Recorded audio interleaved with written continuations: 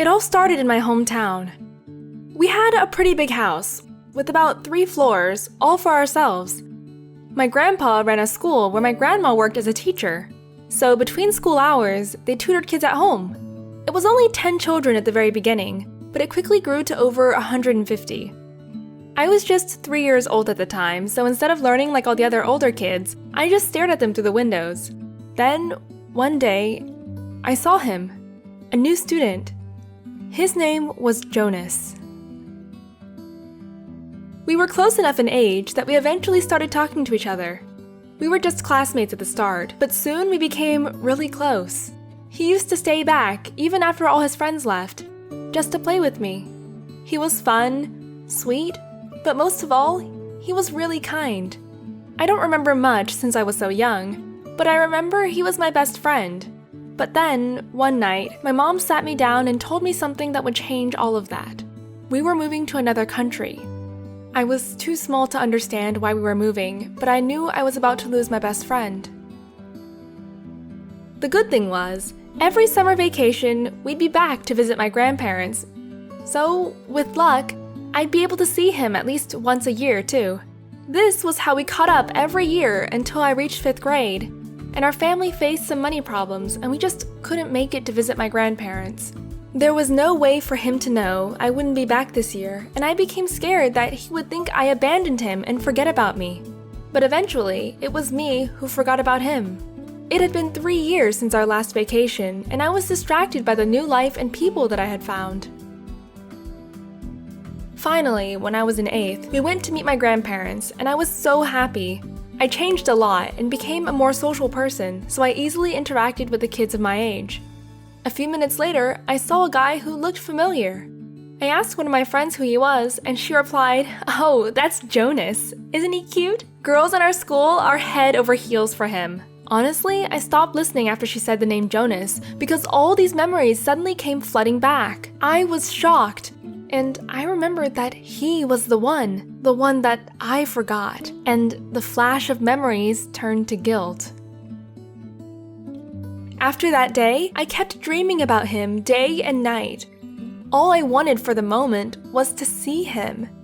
The next year, when I came back from my vacation, there he was. He hadn't changed one bit, except he was taller, and this time, he had love in his eyes. We talked for hours and hours, sharing stories with each other about our lives apart. Time flew by so quickly, and with 2 days left before I would leave Jonas again, I decided I would confess. So, the very next day, I sat him down and told him, "I know we've fallen distant, and I don't know if you feel the same way, but I love you," and then ran away.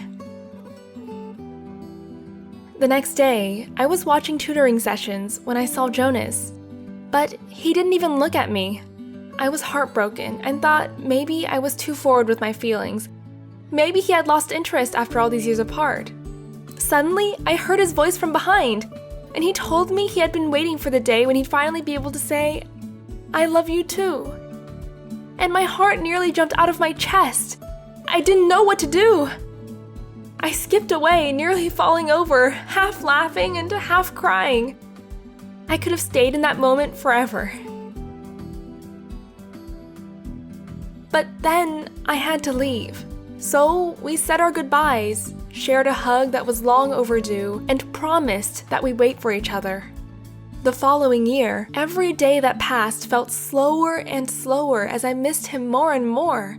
I counted down the days until our vacation, or really, until I could see him again. And when the day finally came, he came rushing to meet me. I couldn't hold my tears when I hugged him. When I pulled back to see his face properly for the first time in a year, he leaned in and kissed me on the cheek, and I froze.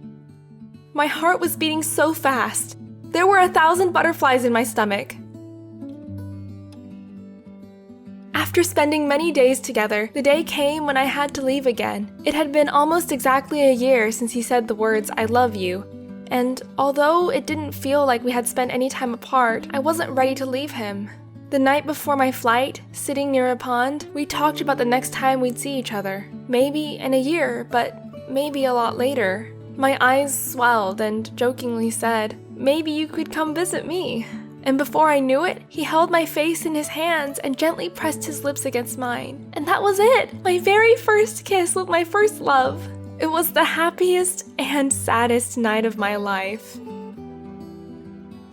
And that's what keeps me positive, despite my family's problems and symptoms of depression. Knowing that he's there for me despite being 1,000 miles away is what helps me get through all the hard times. I am one of the lucky ones whose first love has worked out, but it doesn't have to be a boy. Just having someone, something you love to hold on to is what's important.